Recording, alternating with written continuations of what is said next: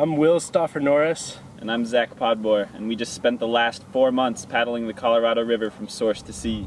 So we're just sitting here at the Morelos Dam where the river pretty much effectively ends. It's this pretty powerful image of one side of the dam, filled up with water, and the other side there's just a trickle coming out.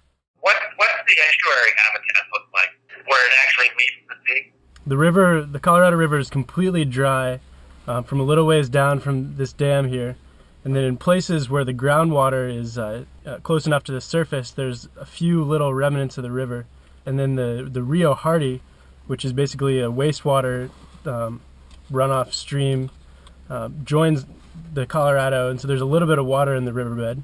So there actually is a little bit of water where it meets the ocean, but it was not much. It was actually too shallow for us to paddle through, so we ended up slogging through knee-deep mud for hours and hours to reach the ocean.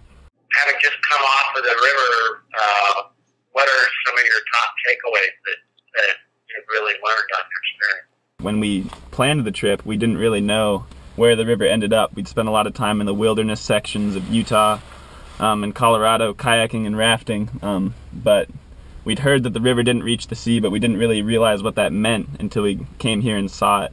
And it means that there's hundreds of thousands of acres that once had water flowing through them, and all of that is dry now except for a select few parts, less than 10% of the original wetlands.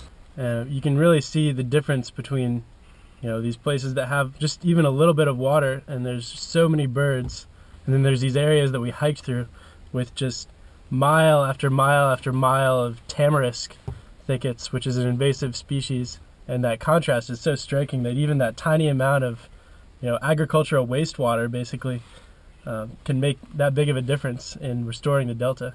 From your perspective, is the delta the most significant environmental issue that you saw on this journey? Absolutely. I think any water we can get down here is going to make a huge difference in terms of giving a wide variety of species habitat and really helping to bring the delta back to something closer to what it used to be.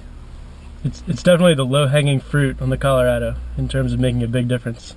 And I mean, it's worth noting that 90% of the water in the river is diverted before it even hits Morelos Dam here, before it even goes into Mexico. So it's not like the problem starts here at the diversion of Morelos Dam. I mean, you guys know that, obviously.